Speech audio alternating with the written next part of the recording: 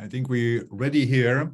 Thanks everyone for joining. My name is Stefan Verhulst. I'm the co-founder of GovLab, and I'm also the course leader of AI Ethics Global Perspectives. And welcome to our 11th panel on the AI Ethics Global Perspectives. The course is an effort in order to bring different perspectives to the table as it relates to the issues of AI ethics. We do this by bringing a variety of experts, a variety of scholars, a variety of thought leaders to the table to approach AI ethics from a variety of perspectives, whether it's a geographical perspective, whether it's a disciplinary perspective, or whether it's a different perspective with regard to where AI is being applied. And we've done this for the last year and a half now, where we've first invite people to submit their video, where they can go into depth with regard to a particular kind of perspective as it relates to AI ethics. But then in order to really bring this all to life, we then invite the guest faculty and those that have produced a module to really be part of a panel where we can go into depth and where we really can have that kind of conversation that is so unique about having those kinds of panels as well. And today, as already mentioned, is the 11th panel on the series of AI Ethics Global Perspectives, where we brought together those faculty that have submitted a module of the last 2 months. But without going into detail about who they are, and we are definitely in for a treat today, because we brought quite some experts to the table.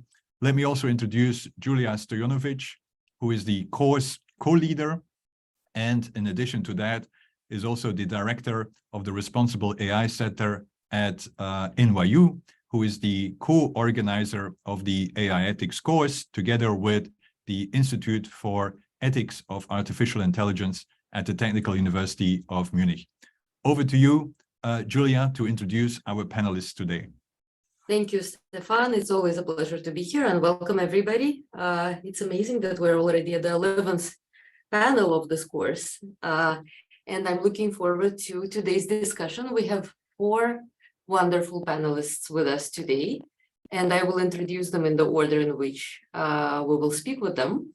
The first is Adrian Gonzalez Sanchez. He is a senior cloud data and AI specialist for public sector at Microsoft, and also an active member of the Spanish Observatory of Ethical AI.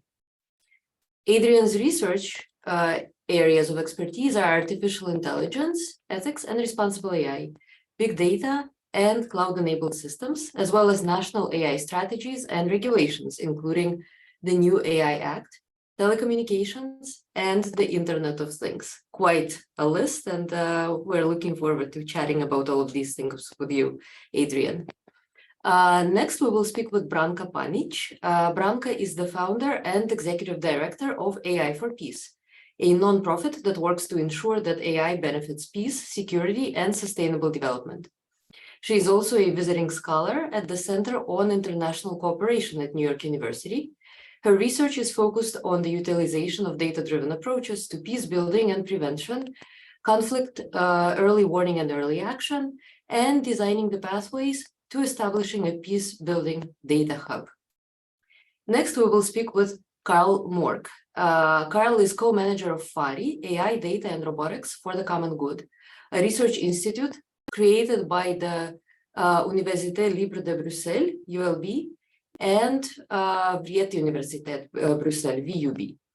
He is specialized in the responsible use of technologies, in particular in healthcare. He works on the ethical issues and social impact of AI and big data. And our final panelist is going to be Emmanuel Goffi. He is a philosopher of artificial intelligence and the co-director and co-founder of the Global AI Ethics Institute in Paris. He is also a co-founder and senior associate of Digital Ethicists. His research focuses on the development of artificial intelligence and its ethical dimensions through a multicultural approach. I think that I need to brush up on my pronunciation of both French and other prominent European languages to be able to introduce our international crowd here correctly. So now, once again, welcome everybody, and let me hand over to Stefan to speak with Adrian first. Great, thanks so much, Julia, and welcome everyone again. Before I open up with Adrian, if you have a question for any of the panelists, please pose your question in the Q&A. Ideally, also identify who you pose the question to, so that we can also make sure that as moderators, we really try to address your question in a way that can be answered in a timely manner as well.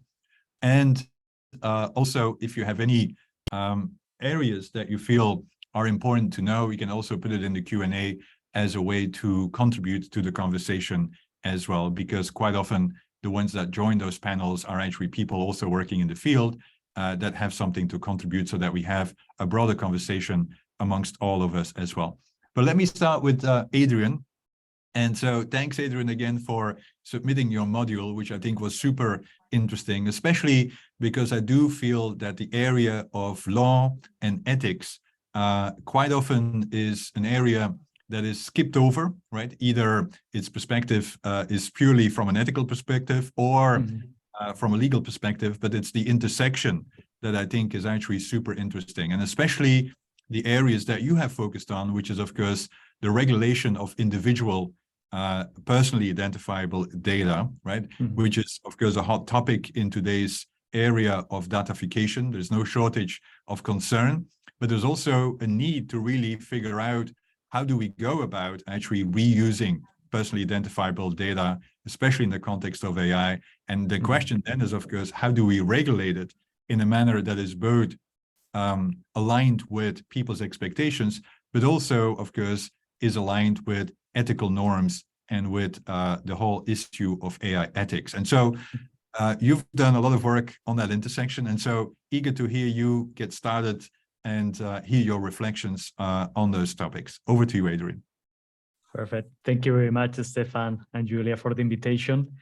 And yeah, I fully agree. It's an area, ethics and law, the relation between both of them, that's very interesting. Often we'll skip it or we'll focus on one of them. But I believe that the intersection is what it really makes it like a actionable, let's say, no? We have seen a cycle on data protection, and data protection is not new. It started on the 90s and even before in UK, Europe. And after that, we follow on the different geographies around the world. And we are seeing the same kind of process in artificial intelligence, right? We are starting to see or to think about the AI regulations, again, in Europe, because we obviously like regulation, but also in Canada, in the United States, China, etc. And I feel like it's interesting. It's like a process in which there is some sort of acceptation. No, we are starting by saying, okay, there is a potential problem or risk, and we need to make something about this. Why? Because we believe that this is related to some attack or problems related to the personal rights. And for both topics, data protection and AI, we are seeing the same kind of pattern. Right? We have this pattern which we are saying there is a geographical aspect of it. All of us, I think, around the world, we want to do the right thing. All of us had a different conception, more or less, of the right thing to do, with some similarities. But there is always this pattern which one specific geography is saying, let's start to regulate based on, you know, some kind of issue there might be. For data protection, we have Europe, no? The European Union, even before the GDPR, we had these regulations. But at the same time, we were having, like in Canada, for example, the general regulation in Canada was also in the 95, 96. It was very similar. And then we had the evolution of the different regulations of fragmented regulation in the United States, leading to the California regulation, which is very similar in some ways to GDPR, but in a different kind of approach. And now we have the same with the artificial intelligence, where we are saying, okay, there is something called AI Act. Suddenly we realize that we need to regulate. And Canada, Quebec, also like as a region, launching like different regulations that are converging all the data protection and AI part. But which is interesting is that for both of the cases, for this acceptation, we had the notion of like a turning point. You think for the case of data protection, it was in 2012 that GDPR was starting, and we were discussing GDPR, and the different geographies and companies were reacting to that. But then there was the Facebook and Cambridge Analytica case. Everyone was aware of the potential risk and the need for a regulation there.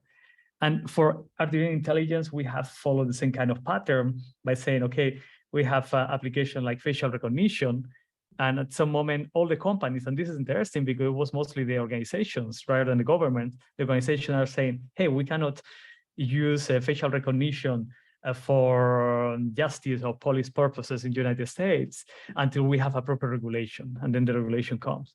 So there is always this notion of turning point to, like, let's say, to educate the audience, being the audience, like individuals, government, etc., about the need of this kind of action. And then the other part is, and I'll be very quick on this, the other part is the accountability. No, because if we think about GDPR and the fines, 35 million euros, etc., that the principle and the notion of data protection was very similar on the previous general regulation. No, in Europe, it wasn't that different. We were talking about explaining the purpose and how to use the data, respecting the rights. But it's the notion of accountability that's coming here. How do we guarantee that companies or individuals will follow the regulations, because otherwise we'll have problems? And that's what we are seeing on the AI regulation. Even with the work in progress that is the AIR. In Europe, we are talking about the same. How do we make companies, organizations, individuals accountable so we guarantee that they align with the regulation and with the notion of ethics that we are developing? Great, thanks. It's very interesting, and I do agree with your assessment of turning points. Anyway, quite often I've called this the oil spill model, right? When there is a crisis, then suddenly regulators start to act. But the concern with that quite often, and wondering anyway whether you have perspectives on this, Adrian. Concern is quite often that it's reactive, right? Is that it's there's a crisis happening or there is a concern, and so it basically tries to solve yesterday's crisis, right? And so how do you approach this? And is there a need to be more proactive as it comes to regulatory interventions? And I think ethics, to a large extent, might be more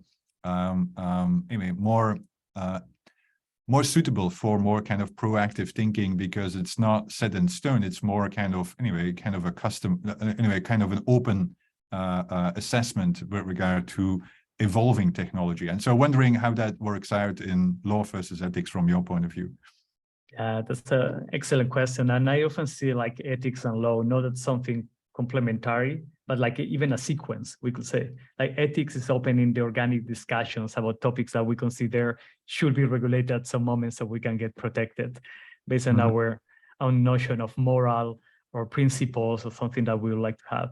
And we have seen that, this kind of ethical discussions. We have the AI declaration in Montreal, the same in Toronto, then the different companies, organizations, Microsoft, Google, Telefonica, creating a set of principles.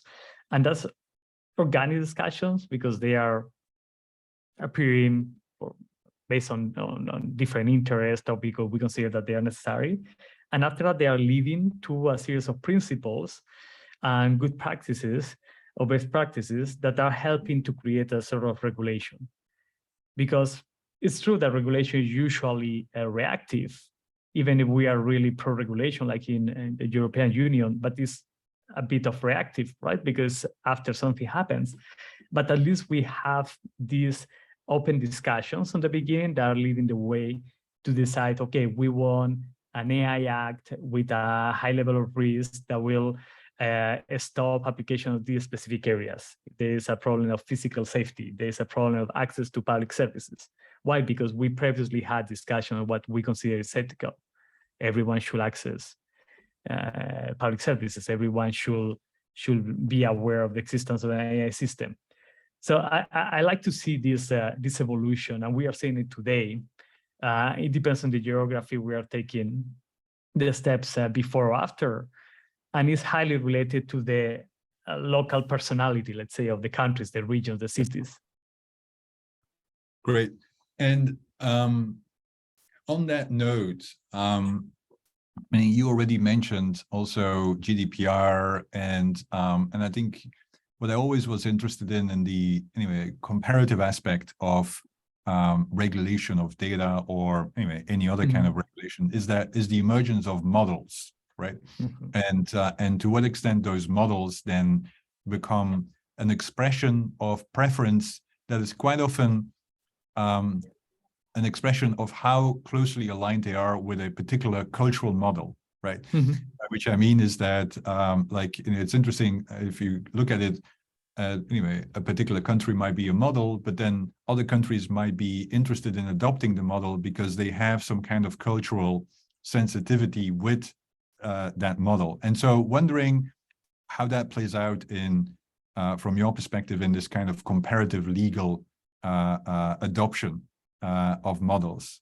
I hope I'm clear. Yeah, it's very clear. And I think that there are these two aspects, the global and the local aspect of choosing the regulatory models. I'll get the examples of the European Union and Canada, because the timing is perfect for that example. And, you know, like both Canada federal level, Quebec at regional level, they were releasing new data protection regulations, like an update, like the equivalent of the GDPR in Europe. But at the same time, we're talking already about AI Act in Europe.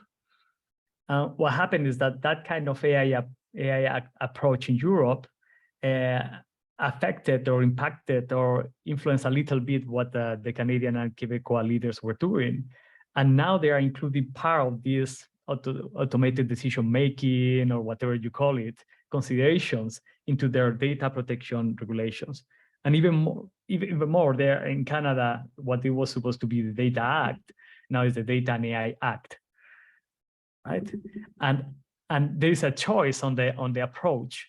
Are we, like, as we saw, the comparison between California and GDPR, is an approach focused on the individuals or focused on the whole ecosystem?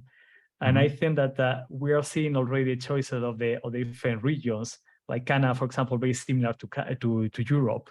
You see it like they are thinking about the individual rights. And I think that that's interesting, because someone needs to take the lead and to take the risk of creating a regulation, even if it's perfect or not perfect. But after that, the rest of regions are building on that, and they are creating their interpretations. And by the end, we are leading towards the convergence of the approaches.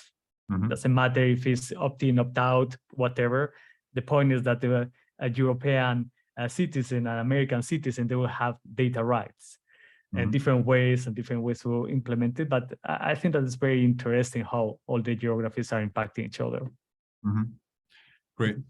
Let me, and I will want to come back to that if we have the time, but let me go to Julia, who can engage with Emmanuel, who I realize might not be with us for the full session here. Over to you, Julia. Thank you, Stefan. So for those of you in the audience, please ask your questions in Q&A. We will have a brief Q&A session with your questions also with Emmanuel right after our conversation. So Emmanuel, welcome to the panel. Your module speaks about ethics applied to AI, taking the point of view that this is a matter of cultures and worlds. So this is quite an intriguing title, and I would love to hear from you your thoughts about how the framing of ethics applied to AI versus AI ethics can help expand the existing discourse to account for cultural diversity. Yeah, sure. Thank you for having me, and I'm sorry because I won't be able to be with you all along. I have another conference just after this one, so that's why I'm not totally available. Yes, I actually what I've discovered working on ethics applied to artificial intelligence is that, and we all know that working in this field, that it's mostly coming from the Western world. We have lots of problems because the development of artificial intelligence, let's say in the Western world, even if it's quite hard to define what the Western world mean exactly, but we can see basically Europe, Northern America. We have some concern with the development of these technologies, right? And we are trying to find solutions to those problems, but those problems are basically problems of the Western world. They are not shared all around the world. The problem with, I don't like the phrase AI ethics for one good reason, is that ethics is not something that is related to AI, not the technology. It is related to the people that are behind AI, that are designing it, that are using it, that are deploying it, right? And when we're talking about AI ethics, mostly the message that we're sending is a misleading message, which is the responsibility is on the shoulder of the technology.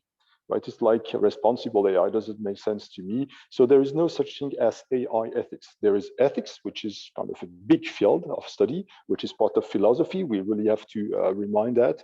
And then you can apply it to different objects. And here we're applying it to artificial intelligence. That makes a difference to me because when we're talking about ethics at large, then we can see that is a really encompassing concept or notion, right? It's once again, it's difficult to define what ethics is. You might find different definition, different approach, different depending on the philosophers. But basically, you can see that ethics is not unique. It's something that is highly complex. And then once you have this idea of this complexity, this wide range of perspectives that are available in ethics, then you can apply them at some point to a specific object that is artificial intelligence, right? So this is where I think it is really important not to talk about AI ethics. Once again, that's really misleading. Most of us are, when we are attending this kind of conference or we are delivering a talk in this conference, we are knowledgeable about AI and ethics, but most of the people out there are not. So if every word that we are using will shape their perceptions. So when we're talking about AI ethics, to people that do not have the knowledge about AI and ethics, basically 95% of the world, I would say that those people, they understand that ethics is something that is coming from the artificial intelligence system. Plus, the fact is that they think that those systems are intelligent in the sense of intelligent like human beings, which they are not, right? So all this narrative about AI and ethics is totally misleading for people that do not have the sufficient knowledge to understand what is exactly behind. So this is where I really think that we really have to be careful about the words that we're using when we're talking about that. Between us, it's okay. We have kind of a sense, an idea of what that means. But when we're talking, and I was telling you, I'm giving a conference here in Paris. I'm talking with compliance officers. Most of them, they are not philosophers. They are legal advisors. They are jurists. They are, lawyers. And when you're talking about those words will just refer to something they know. So if their background is in the legal field, they will refer to what they know in the legal field, right? If you're a philosopher, you will refer with ethics with something else. If you're an engineer, you will refer to something else again, right? So we really have to be careful about the word. I don't know if it answered correctly the question, but basically that's the idea. Yeah, that's a great answer. And I agree fully with you. Maybe also to add that very often people say AI ethics and responsible AI to deliberately place the burden on the machine, right? To actually then say, oh, and if only we were able to figure out how to instrument the machines to be ethical on our behalf, we'd be free to go, right? And this is not itself, according to some of us, an ethical way to really be. Exactly. That's the point with words, is that I don't know the intention of the legislators when they decided to use AI ethics and this kind of word, but I know for sure that there are people that are using this purposely to mislead consumers, right? And this is where there is a big issue about this wording. So you're totally right about that. So we really have to be sure to make sure that we are using the correct words, and when we're talking with people, to make sure that those people, they will understand the concept in their own intellectual framework, in their own intellectual environment. Yes. So maybe ethics for AI would be a little I mean, yes. Usually, I talk about ethics applied to AI because you can do ethics applied to politics. You can do ethics applied to environment, and this you just apply ethics because even when we're talking about ethics, the big issue that we have here is that, once again, there is no clear definition about ethics. Most people would say, for example, that morality and ethics are the same, right? They have different roots, one Latin, the other Greek, but they mean the same thing. For other people, and I like Paul Ricoeur, the French philosopher, I make the difference between ethics and morals. And even within ethics, you have ethics as the study of the moral norms, and ethics as the application of those moral norms, right? So when we're talking about ethics applied to artificial intelligence, is how do I apply the norms, the existing norms, moral norms, but also legal norms, to a specific object in a specific situation, in a specific context, right? So instead of having this kind of really big, shallow perspective or concepts, you will dive into the complexity, and you will be much more precise and accurate when we're talking about this subject, right? Because you will be able to adapt and just adjust your wording, your language to the situation, to the people that are listening, actually. So this is where ethics might be really misleading. AI is misleading too, because artificial intelligence per se does not exist, right? So if also you on purpose, that's yeah, another. exactly. We all know that John McCarthy, when he coined the terms, that was mainly like we all do. We're trying to make our title appealing to the public, right?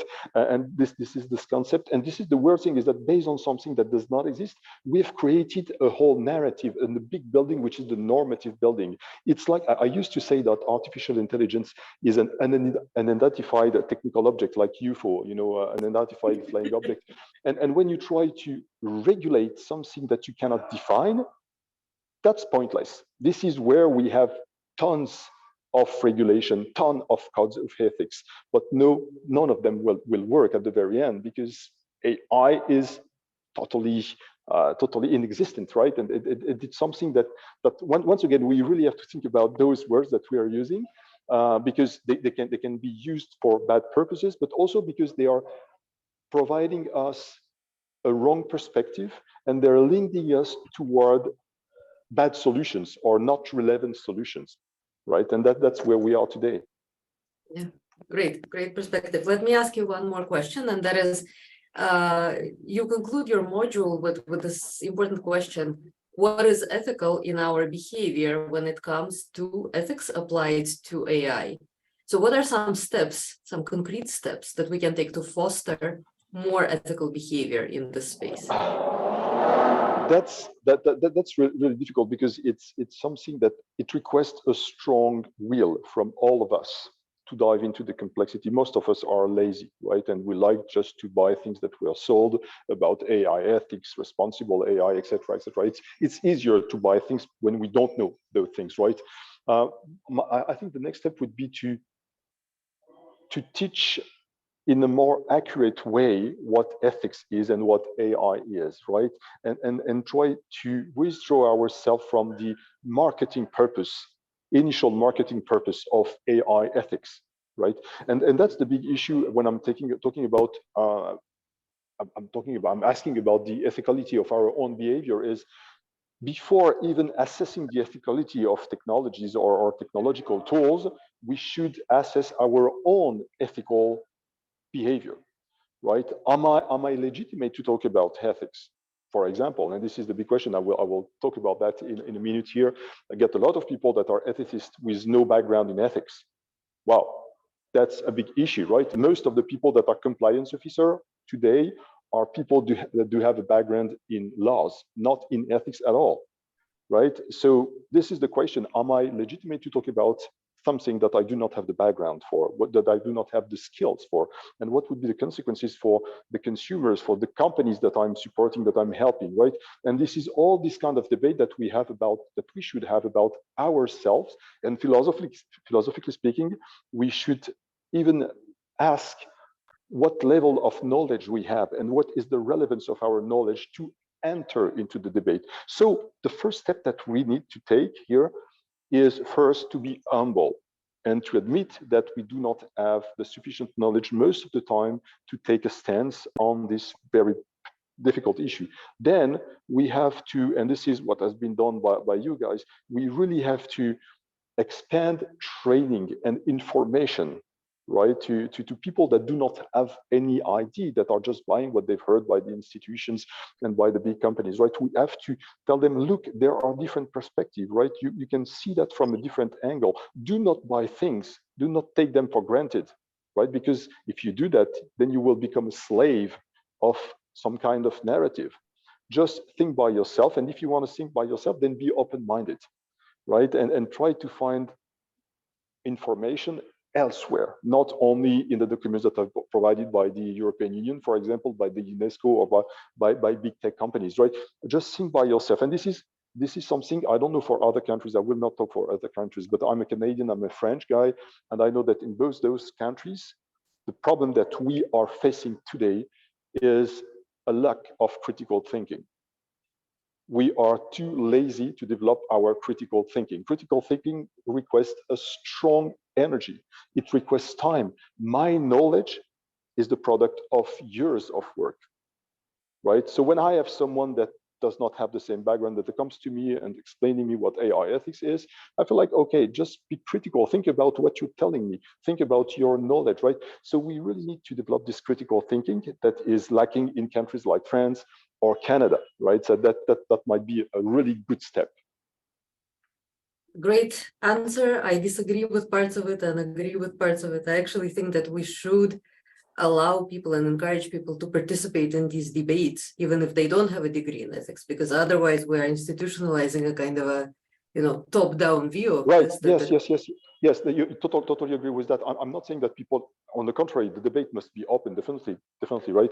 But what I'm talking about is those people that are how can I say that? People that do say, okay, I'm an ethicist without being an ethicist. I'm not talking about people that are participating. I'm totally happy when I'm talking with anthropologists or lawyers about AI. I think that's not the problem. The problem is that those people that are pretending to be ethicists while they are not, right? Because those people, they have a strong power. They have a strong impact on the decision-making processes of companies, of public institutions, etc. This is where I have a problem, right? You have ethicists, like you have lawyers, like you have anthropologists, like you have engineers, etc. These are a field of specialties with some kind of expertise. So when you need expertise, do not ask someone that does not have the background, that does not have the skills. But obviously, and I totally agree with that, and thank you for making this nuance. Obviously, the debate must be as much open as possible, because this is where you will find new ideas. You will be able to make inferences with field that you don't know about. When I'm talking with people that are out of my field, I'm learning a lot all the time, right? And it is through exchanges. But at the very end, I will not come or go to a company telling me, okay, because I heard this conference about the legal aspect of the AI Act, I will tell you that I can help you with this side. No, that's not my field. That's not I have to be humble about what I know, my limits, and I have to accept them, right? And this is where I'm making this difference between ethicists and non-ethicists. Great, thank you for clarifying. So let me ask one of the questions that we got in the Q&A that's addressed to you, specifically Emmanuel, and then we will move to the next speakers with our conversation. So Olivia is asking, Emmanuel, you talk in depth about how culture diversity has a profound influence on ethics, which we can apply to AI. How is it possible to capture these cultural perceptions per se? Have you undertaken studies on this? Do you know of others who have done such work? Yeah. Oh, actually, it's a subject of growing interest. I've seen here and there in Montreal, AI Ethics Institute is working on that. There are some people that are trying to bring that to the table, like Arthur Guagua. They're doing great job about that, or Hamana Rakib about the Muslim perspective, or even Suraj Gladaram about the Buddhist perspective. So you have here and there some people that are saying, okay, look, maybe there might be a different perspective, or even my friend Raja Kanuri working on the Hindu perspective. That's really important that those people might have a voice. What is lacking today is, and I think that's coming from the institution, from the European Union, the big organization like the UNESCO, the UN, etc. They're not willing to dive into this complexity. This is my experience, for example, with the UNESCO. They were really interested about what we are doing at the Global AI Ethics Institute, but they felt like it was actually against their interest to dive into this complexity. They reached a consensus between all the people that were participating, and that was enough. They were happy with that. If you just bring, for example, the Buddhist perspective, the animist perspective, the Maori perspective, the Muslim perspective, etc., etc., etc., it makes things really complex and people are lost. But the point is that if you don't do that, then you will have a really narrow perspective on what is ethics and what is acceptable and what is not acceptable when it comes to artificial intelligence. And so I really think that there is something to be done. We are trying to do that with the Global AI Ethics Institute. You are trying to do that yourself. So this is something that we really have to bring to the forefront and say, okay, look, how can we, and this is what I was saying before, we have to question our legitimacy to tell the world, okay, that's acceptable, that's not acceptable, right? What is our legitimacy? I don't know. Are we intellectually superior, culturally superior to other culture? Certainly not, right? So this is the kind of philosophical question that we have to ask ourselves. Thank you very much for this reflection, Emmanuel. In the interest of time, I will hand over to you, Stefan, to continue the conversation. Thank you. Bye-bye.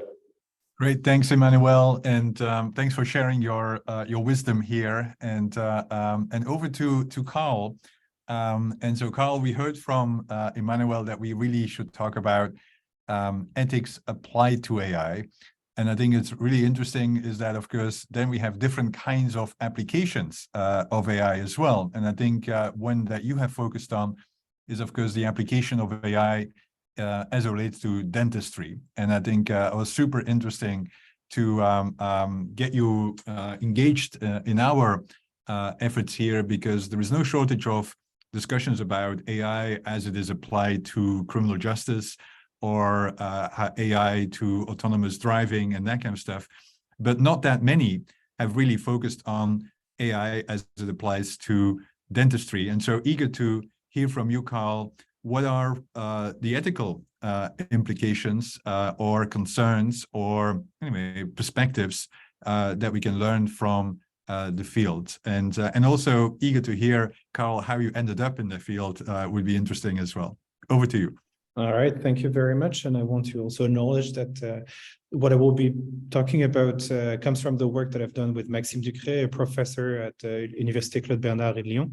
So I came to the field of AI ethics because I was a researcher in psychology. I also worked for the French government on the use of data, the use of AI for very applied field in mental health, suicide prevention also specifically.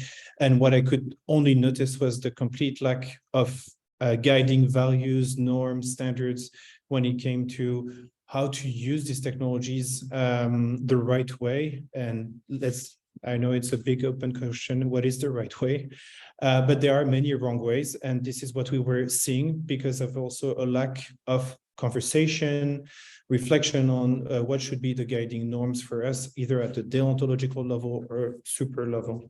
And so I came to this field because it came from a need. The need for me was, I saw all these ethical guidelines being published. I saw the conversation around AI being increasing. And at the same time, I could see that from the very applied side of practitioners, researchers in healthcare, there was a complete misunderstanding or lack of knowledge about this whole conversation going on. So they were excited about the potential uses of AI for their own practices, research, or if we're talking again about the example of suicide prevention, everybody is excited about the idea of maybe saving lives, using new technologies, new development.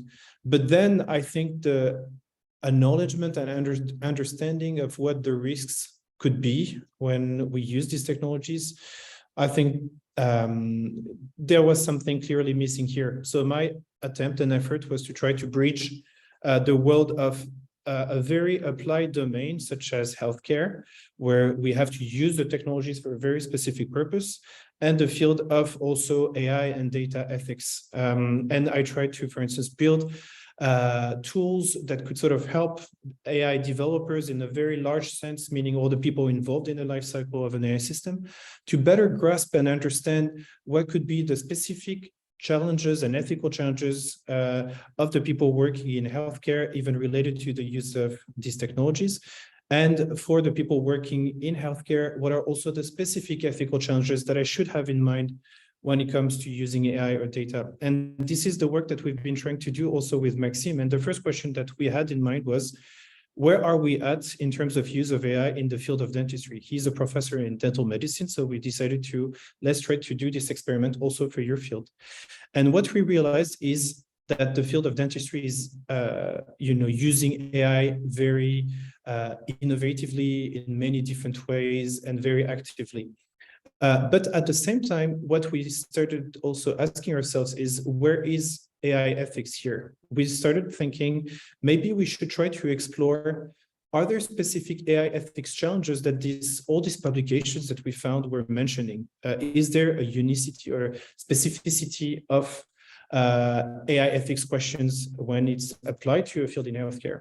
And what we noticed is that there were actually very, very few publications mentioning any ethical problems related to the use of AI for their own field, which to us left us with a big question mark. How is it possible that we have now over 200 guidelines in AI ethics, and we don't see any mention of them, or barely any mention of them in the literature where we are supposed to do as researchers a thorough literature review and understand all of that?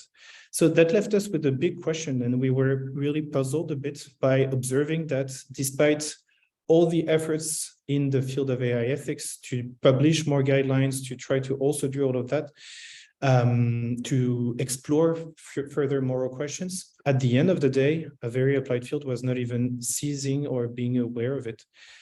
So maybe there are many lessons to be learned here, but what we observed is that when there were mentions of AI ethics questions, they were actually quite related to deontological or bioethical principles. And I think it's an observation that has been made elsewhere by many other people.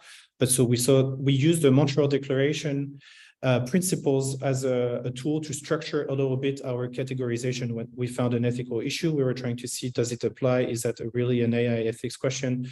And if yes, where could we label and how could we label it? So we found that prudence, privacy, responsibility were some of the big questions. But when we also have to look at the field of AI ethics, we have to talk about what is the reality of the field of AI now. And most of the publications that we observed were coming from the, of course, academic sector. But the AI field is driven by the private sector, by private companies, and dentistry and now mental health even also are driven by private companies trying to develop innovative uses of AI systems. And they don't have to go through a research ethics board. They do not necessarily have to comply to the same standards that we have to within academia. And so for us, I think there's still a whole field that needs to be explored, is how do people in private companies working in healthcare embed AI ethics? Are they even aware of it? And so this is the next step for us, is to try to see using a very simple tool. It's called a smile design. Smile design is the field of everybody has seen pictures of new images of what your teeth or your smile could look like if you go to this practitioner or if you use this app and so forth. And oftentimes AI is supposedly behind that. And we wanted to use this simple example of your teeth and your smile looking better as maybe a potential guiding example for us to see, are there AI ethics questions behind a simple thing, promising you a new, better smile? And so this is the next step for us, and we'll try to use a bit the same exploration method. And again, it's all coming from two people working from initially very applied fields and trying to understand how does AI ethics relate to us and how could we try to improve its awareness within our fields.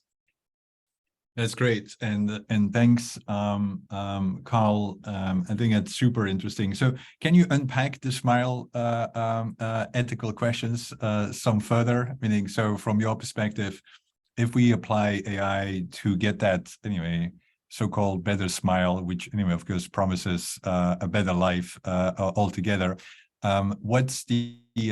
What are, from your perspective, some of the issues that we need to be aware of? So in my view, I think it's also these are principles that we could also relate to the question of sustainability as a whole, meaning I think the notion here is equity.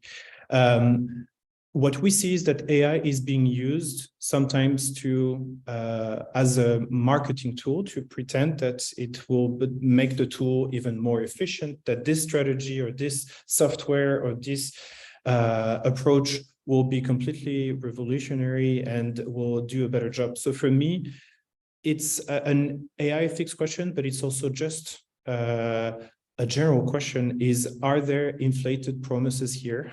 Are there promises that cannot be cashed or fulfilled?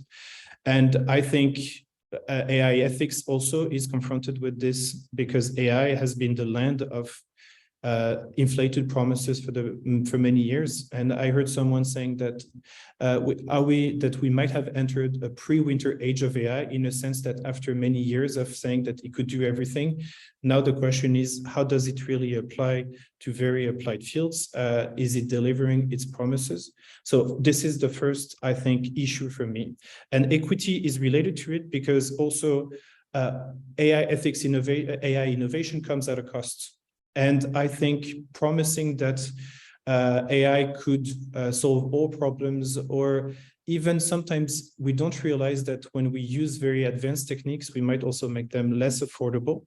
And therefore pushing AI in all aspects of the work that we do without thinking of also the monetary, financial consequences is big. And to me, in mental health or in dental medicine, we observe the same key question that was also highlighted by some researchers is, are we now using a technique that will make what we do and our discoveries and potential improvements, make them unusable because unaffordable?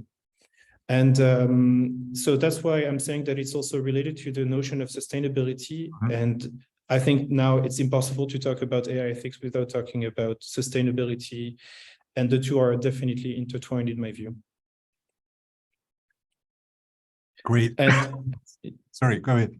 No. And I think when it comes to the field of AI ethics, what I can observe also now working for an institute, FARI in Brussels, that is also about working with cities, we noticed that in the conversation, AI ethics has not been replaced by the conversation about sustainability, but you can never hear about AI ethics without hearing about the Sustainable Development Goals. You can never hear about AI ethics without hearing also about the ecological footprint. So now there is a question about, do we have a moral responsibility when we use AI that extends beyond the notion of what is morally acceptable, but that also goes to, is what I'm doing having a broader impact, both socially and also more generally on my environment at large? And I think it's quite intriguing and super interesting to me because it is definitely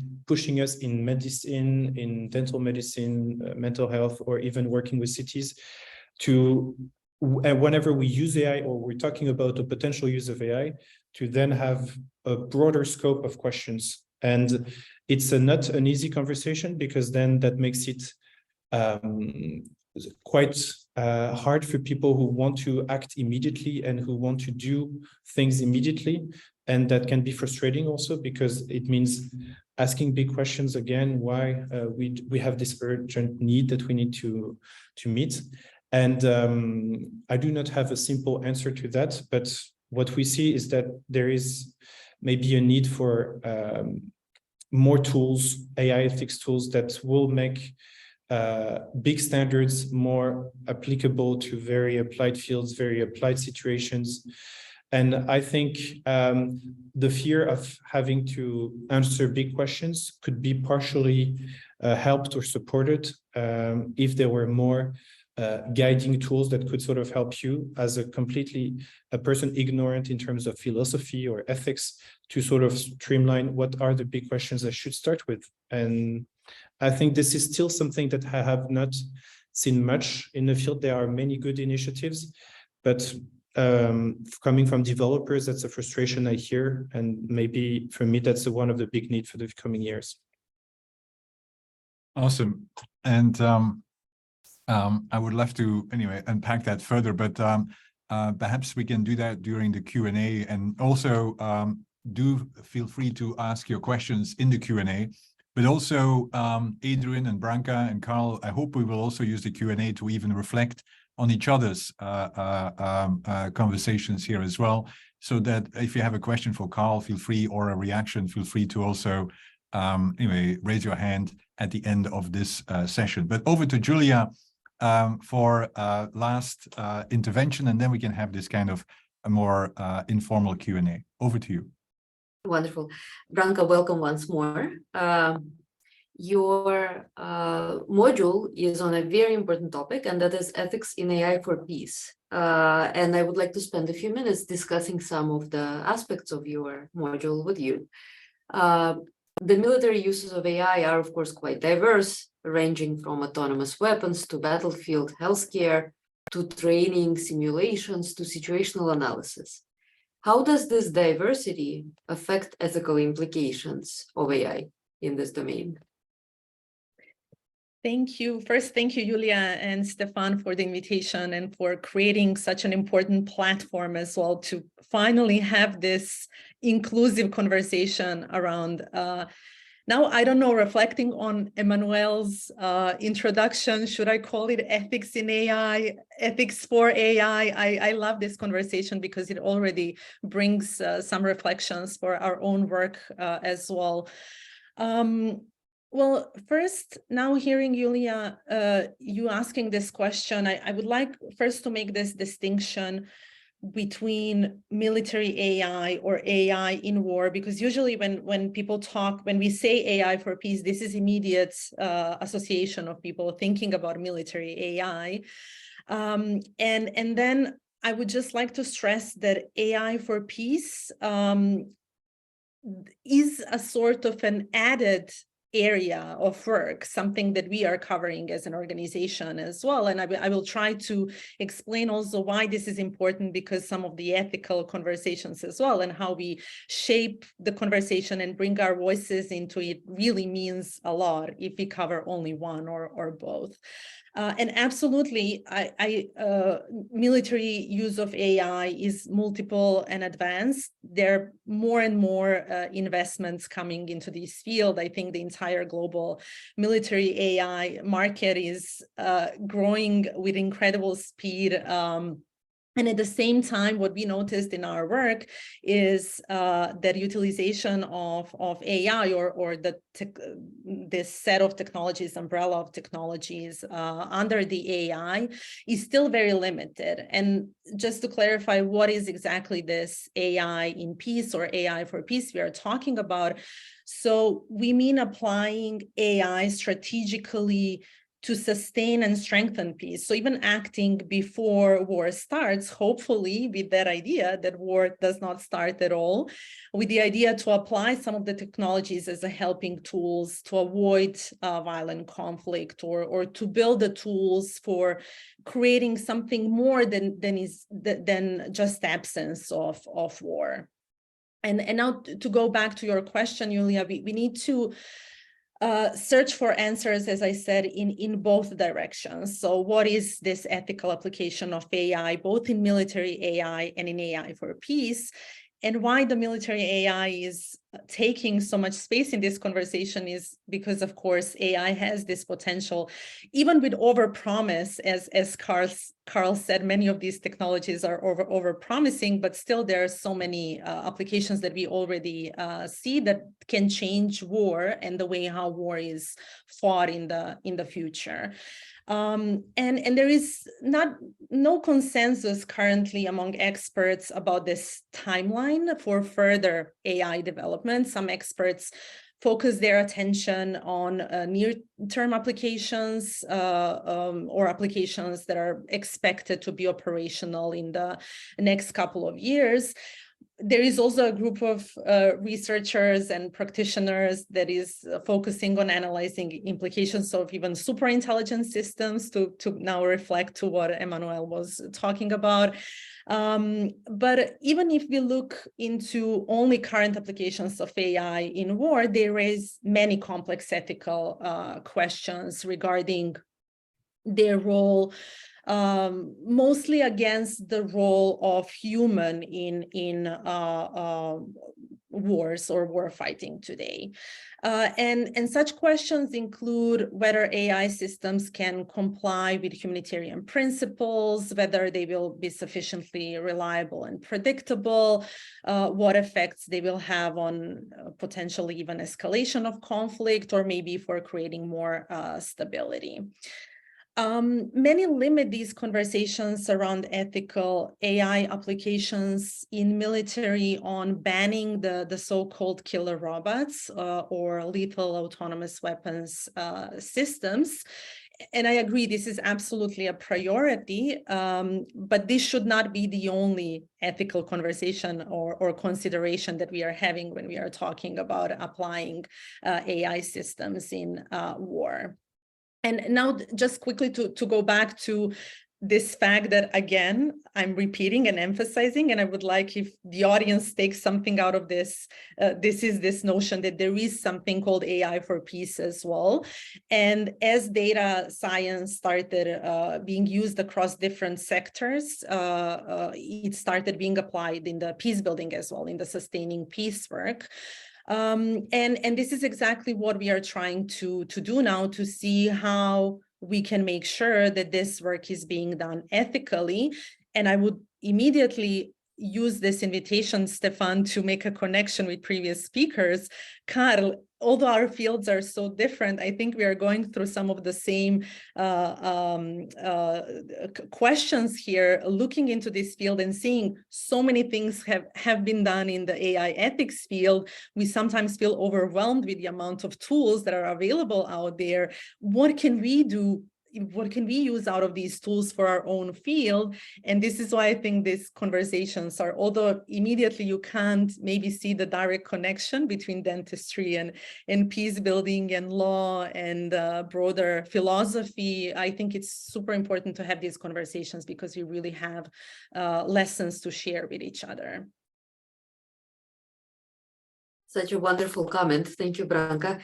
Let me continue actually a little bit and say that generally, we worry about the implications of AI technology, particularly towards individuals or groups who are already disadvantaged in society, right? And we see a similar set of issues, of course, also with the use of AI in situations of military conflict.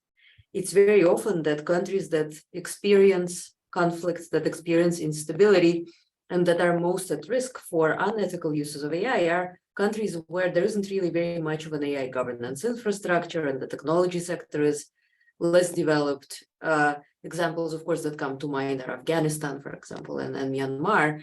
And so these are also the countries that would benefit the most, perhaps, from ethical peace-building technologies, and yet they remain on the fringes of the AI ethics discourse. How can we engage with these countries to bring their views to the table and make things better where it matters most? Yeah, thanks, Julia. I think this is crucial question that also reveals why it is so important to understand what is so different in the conflict and fragile context. So AI systems and AI technologies are bringing fragilities and risks for many, but yet there is an additional level of vulnerability that we are bringing with applying these kind of tools. And unfortunately, the examples, Julia, that you mentioned, and countries that are usually in conflict or countries that are accepting migrant populations or refugees are most often used as a test beds for some of the AI applications, exactly because there are no these regulatory frameworks out there to actually enable the protection, and not that often as equal part of the process of not only ethical discussions, but throughout the process in ethical designing, developing, or deploying of these technologies. And this is exactly the problem, because many of these tools are not designed or developed with the participation of local communities. I think we can say that full stop for across the different cultures, which hopefully our work also contribute to changing this, but especially then in conflict and fragile countries like Myanmar or Afghanistan, which additionally puts these communities at risk, because if you develop an AI model as a team that is thousands of kilometers away from where the model will actually be deployed, without this meaningful local input and without local information, without knowledge of local context, then this puts at risk populations who are actually on the ground. We don't have relevant insights about which problems to address. We don't know often which data to collect, how to collect the data, because even that process needs to be different in fragile settings and in regular settings. And then we don't have any information ultimately what are all of the consequences of applications of these technologies, and how to change this. Yulia, I think and this is where I think Stefan's work comes into place as well, like emphasizing this localized AI and making sure that we really have local voices involved in the process, and ensuring that any creation of AI includes this participatory design. We can call it a participatory AI. I think this has to be part of the process, and only in that sense, we can at least partially ensure that these technologies are not negatively impacting populations that we are trying to help.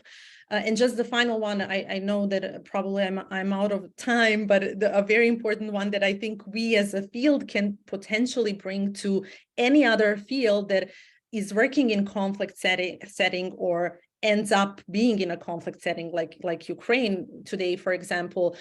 Those are the concepts that we anyhow use in our field, just to make sure that we don't create additional harm, and that we can even create more good and contribute to sustaining peace. And those are the concepts of conflict sensitivity or do no harm, which I hope we together now can figure out how those tools and concepts can be embedded in the ethical AI, or ethics in AI, or ethics for AI, or however we shape the conversation about this intersection of artificial intelligence and ethics.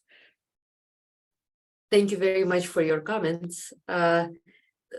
Wonderful, and I'm looking forward to continuing the discussion and everyone's reactions. So over to you, Stefan, maybe to moderate the next. Great. So thanks so much for that, and so why don't we quickly go to the Q&A, and please, anyone on the call today, feel free to submit your questions. We already have 2 questions here as well. And why don't I start with the first one, and then Julia, perhaps you can address the second one as well. But the first one really goes about, anyway, who actually is responsible for governing AI, right? And it relates a lot to some of the work we do as it relates to governance of AI or data, where we quite often use, anyway, the well-known concept of RACI, right? So who is responsible, who is accountable, who should be consultant, and who needs to be informed, right? And so those are quite often the 4 questions when it comes to governance of particular kind of technologies, or of, in this case, AI. But eager to, anyway, have the 3 panelists here reflect on the question of, anyway, who should be in the driving seat with regard to governance. I think, Branka, you already mentioned that the driving seat should be shared. But Carl, also very interested, for instance, to hear what's the role of, for instance, professional associations, right, when it comes to dentistry and so on. And of course, Adrian, anyway, when we talk about legal approaches, then of course, anyway, is it the legislature that needs to be in charge here, or are there other actors as well? And so who wants to start? Why don't I give Adrian the floor to get started, and then Carl, because Adrian, you've been very patient. You were the first one, but others already had the opportunity to intervene as well. And then Carl, and then Branka. Thank you. No problem. Like, it has been like very interesting discussion. I think that in terms of responsibility, accountability, I see it as a multi-layer, no? Because of course the governments will have some kind of accountability if they allow organizations, private organizations, to do something that is negative. That's on them and none of us. So I think that the regulators, the governments, they have that piece. And then the organizations, they are defining, some of them, they are defining the AI governance kind of system. And that really depends on the context of the company, on the setup of the company, the size, the type of activity. But we have very good examples like Telefónica, the Spanish operator, no, with Richard Benjamin in Spain. And they are defining this system, which they have the responsible AI champions. And then they have an escalation system that it could be a bottom-up, top-down, depending on how we want to validate the projects. And then we have a series of steps on which we will say, okay, this is a potential negative outcome or a positive one. So there are two levels there, but I really believe on the third level, which is the individuals on the teams, right? I have seen on the past data scientists quitting a job or a project because they didn't like the outcome of what the project was doing. And maybe it was legal, very legal what they were doing, but for them wasn't ethical. So I believe on the individuals to be entitled to say, I don't like this kind of project. I don't know if they need to quit the company, or maybe the company can have some kind of mechanism to deploy a series of discussions to see if that person, the individual, has some good reason to escalate the case.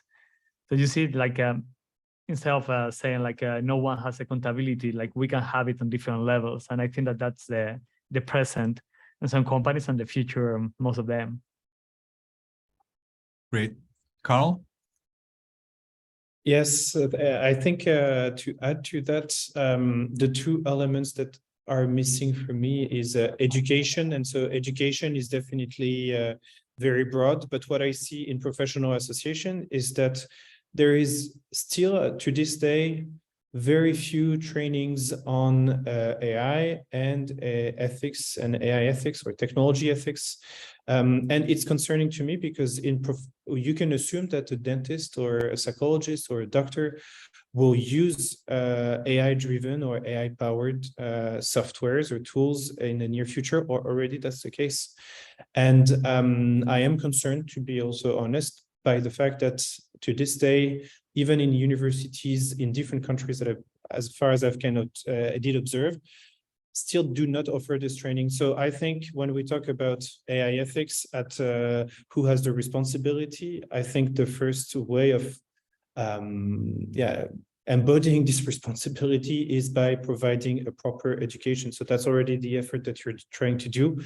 But a localized or a translated educational content that can be understood with concrete use cases for instance, city officials or for future dental practitioners is needed, I think, at this stage to make it more understandable at your own level with your own reality. And the second aspect that is missing is civic involvement.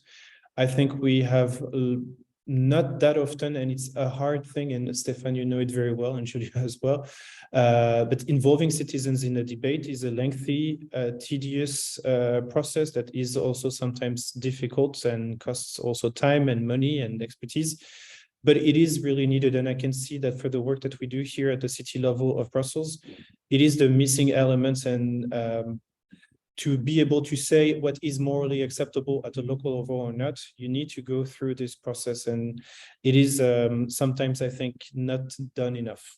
And I will end on that. Great. And Branka, yeah, go ahead. And then I will just quickly emphasize the importance of connecting the two, Carl, as well. To have an informed civic debate as well, we need to have an educational component, because otherwise the conversation can go in the direction that can be with the intention to be helpful, at the end be harmful. So it's super important to also have a proper understanding, demystifying or of sometimes complicated concepts in AI field, so that everybody can be involved in the conversation. So this is on the level of the civic engagement, and I just to go back to Adrian's words, we had these conversations very often, and I think we need to have them more of who is accountable at the end, who is responsible for governance, and who is accountable at the end.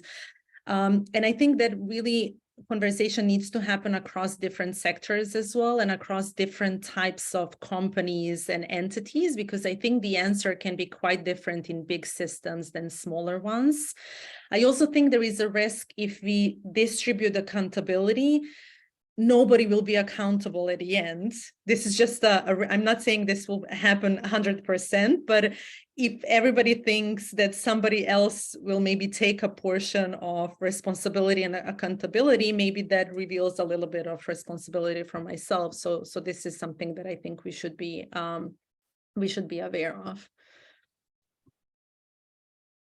Yeah, no, and it's a topic that we definitely need to spend a lot more time on, and it's not about anyway just finding places to blame, but it's really about creating more of an accountable culture, right? And I think it requires that kind of education and kinds of responsibility, which is why I think in the professions such as dentists or health professionals, I think it would be interesting. What is the role of a professional code of conduct, for instance, extended to the AI space, and then that's a broader conversation to be had probably as well. Over to you, Julia. Yeah, great discussion so far. So now I'm going to take the question from Raja that takes us into a somewhat different realm, and that is, how do the panelists see the relationship between spirituality outside religion and ethics of AI? If I talk about healthcare, we know that just also having worked in a research center on euthanasia, end-of-life practices, and suicide prevention, then I think it's a well-known fact that in the medical field or in psychological sciences, spirituality is already not considered enough, and that's also personal takes of individuals within a healthcare, receiving a healthcare is oftentimes a hard conversations. And in Canada, and Adrian knows it so better probably, but the conversation about integrating also other forms of spirituality coming also from First Nations within a traditional care has been a long, difficult debate. So involving AI within it was very interesting to me also when it comes to, for instance, suicide prevention or end-of-life practices, because indeed it is already awakening an already difficult conversation that has not been solved within the field. And so I do not have a personal take on it, but what I know is that we are getting back to it, and also related to what Emmanuel Goffi was saying, being able to integrate different takes and perspectives that might be more spiritual than others will be needed. And I'm not sure that we are always ready in the field of healthcare, for instance, and not mature to maybe have this conversation.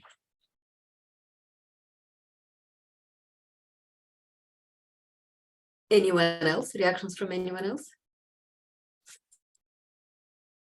I think it's, especially when we talk about peace, because there are different perceptions as well, how we define peace. I think it's definitely a very relevant conversation, but then it brings us back. And again, I wish Emmanuel is here now to be part of this conversation, because it also touches upon bigger philosophical concepts as well, and how we through different cultures have these conversations in relation to ethics of anything, in deciding what is the good or bad, or how we can stream the consequences of systems that we are using in certain direction, and again making sure that we don't create unintended consequences through our work. But I would maybe add a challenge there as well, because trying to think from a practitioner's side of the view, when I talk with data scientists, and Julia, I wish you come with your work as well to this conversation, they really struggle. There is a struggle of now merging those concepts to the practical work, to the technical work that we are doing. And this is something that we need to invest more space to actually help now transfer those principles, and including maybe spirituality or different cultural approaches or even religious approaches to what we consider ethical behavior to our practical work. What does that mean for me as a data scientist when I start building the model? How is that transferable to the work I'm doing?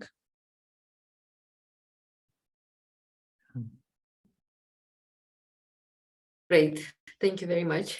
Adrian, do you have any comments on this spirituality question? Yeah. No, I was just about to say that I don't feel entitled to give like a proper intelligent answer to this complex question, but I think that in general it will be like we can talk about spirituality and moral principles in general, society principles. How do we translate this and simplify in different categories that we can apply on the day-to-day? Right? The same way we have started with, I don't know, transparency, human oversight, etc. How can we incorporate whatever spiritual principles from whatever geography into the day-to-day, right? And I think that we are on the very beginning, because we are developing the technical tools right now to translate the very basic principles into actions. So we can see this evolution probably during the next years. We'll see more tools, different approaches, more diversity on the approaches. We have mentioned, the origin of this was mostly Occidental, Western, like Europe and North America. We'll see the evolution of this and these two levels of global versus local. Which, Adrian, brings us back as well to your intervention at the very beginning, like putting this comparison between ethical approaches and we don't have to call them legal, let's call them human rights approaches, because many would think that then just to have a sort of a solution or a minimum that we need to start with is having a human rights-based approach in building AI systems, while we are still having ethical conversations in the most inclusive way we can, but still in the to operationalize the things that we need to work on. Let's start with a human rights approach. Yeah, which is very interesting, because I always thought in the past that human rights is ultimately about making ethics operational, right? And so it's interesting how you combine those two as well. And I do like the question about spirituality, because I think one thing that we hope to do with this course and this panels is broaden our aperture, right, of looking at the issues, both from a morality point of view, a cultural point of view, also the role of law, and so on. And so I think it's something that we definitely need to address, and we do already have a few courses and modules that actually address the concept of, for instance, religion as it relates to AI ethics as well, for those that are interested in some of the modules. But let me take quickly the two last or the two questions that I will try to merge here from Shamira. And the first one, as I read it, is really about how do we prevent what I quite often call the not invented here syndrome, right? Like, for instance, and this is exactly why we organize this course as well, is that, we have people working on healthcare and say, but we are so special, we cannot learn anything from other sectors. And then we have, the humanitarian sector say, we are so special, we cannot learn anything from other sectors.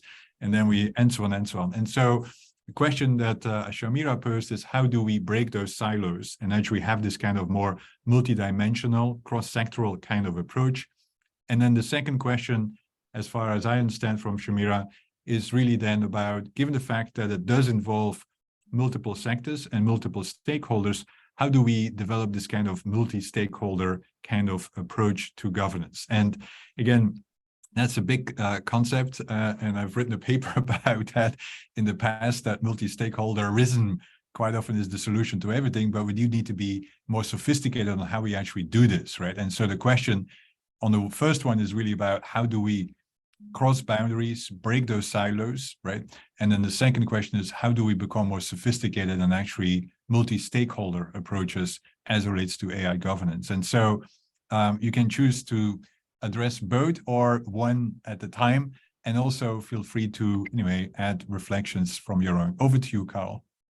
Yeah, and we have about 6-7 minutes left, I guess. And then I do want to have everyone perhaps reflect on something. Go ahead. Okay. I will make it short. So we are organizing now in Brussels a workshop on registers for algorithms, but for Brussels. So the idea to have a centralized place where all algorithms can be listed. And what I noticed here is that a lot of the people we were talking to were maybe not so sure that citizens were necessary at this step of the process, or that other people were not necessary at this step of the process.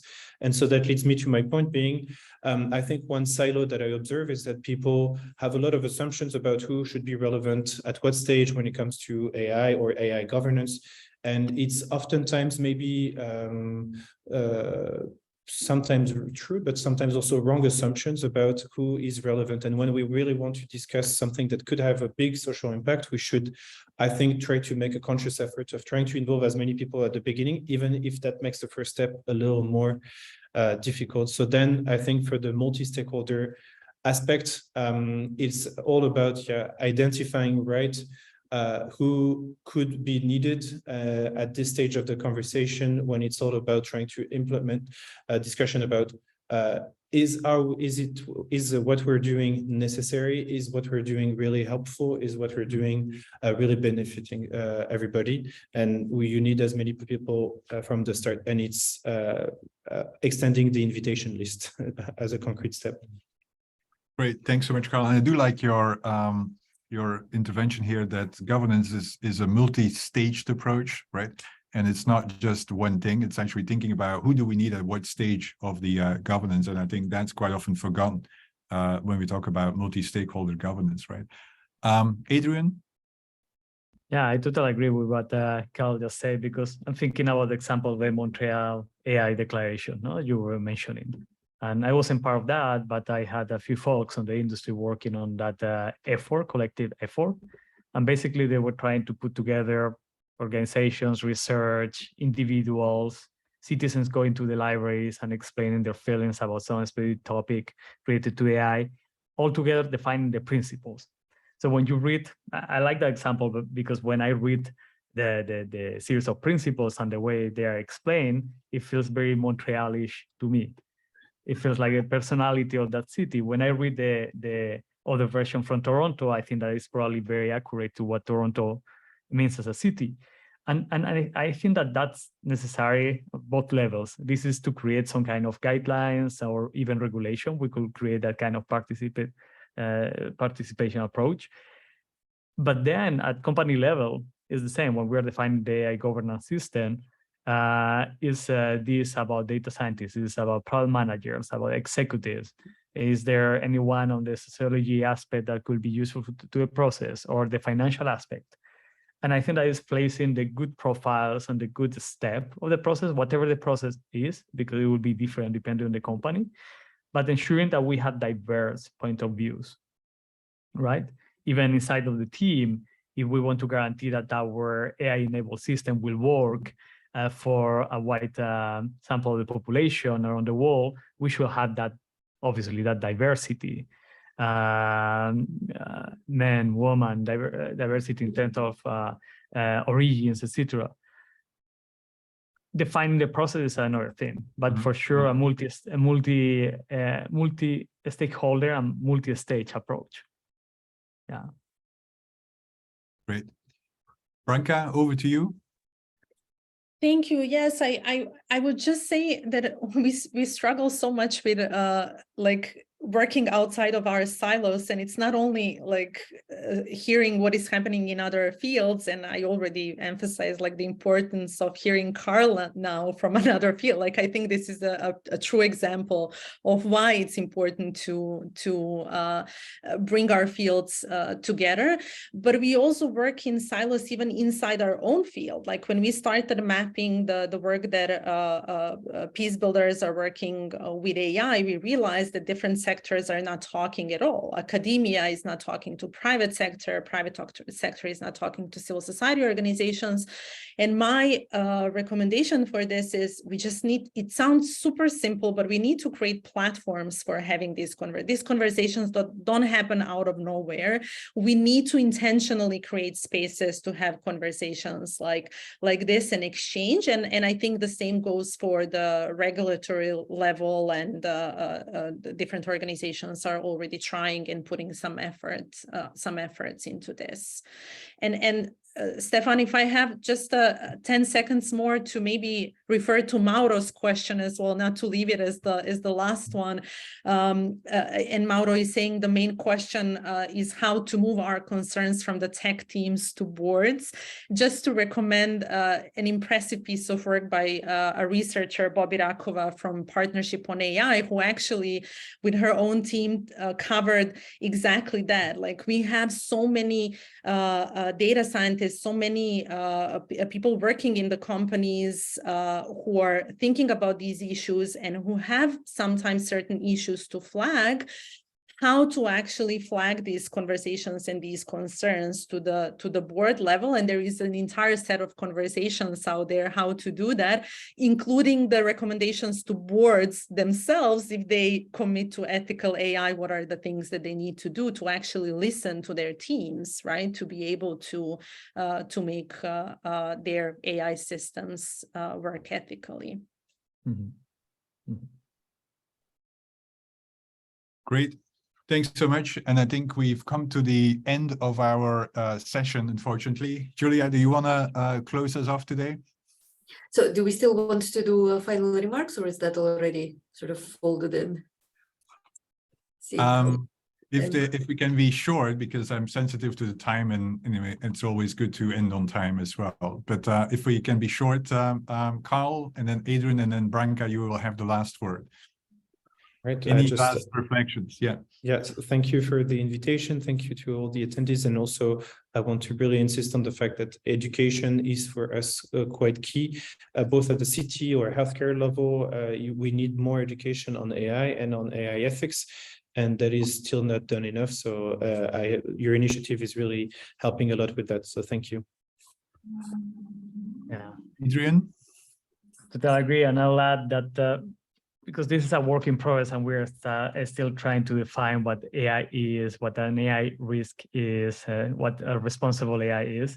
I think that we need to, how to say this in a proper way, to enjoy the fact that there are past cases that are negative, so we can learn from them. Some of them are very annoying, right? A compass is not the same than a small system creating another kind of negative outcome. But it's true that the negative examples are helping a lot for people to be aware of the risk of different kind of systems, data-driven, AI, whatever. And I think we need to be aware of that, because we are on this phase of learning, governments, companies, individuals. Every time there's a negative case, we need to decipher what was wrong of that, and then join it to the training initiative that Carl was mentioning, explaining to the people why this is bad and how they feel about that, right? They use their data, if they get a negative outcome, etc.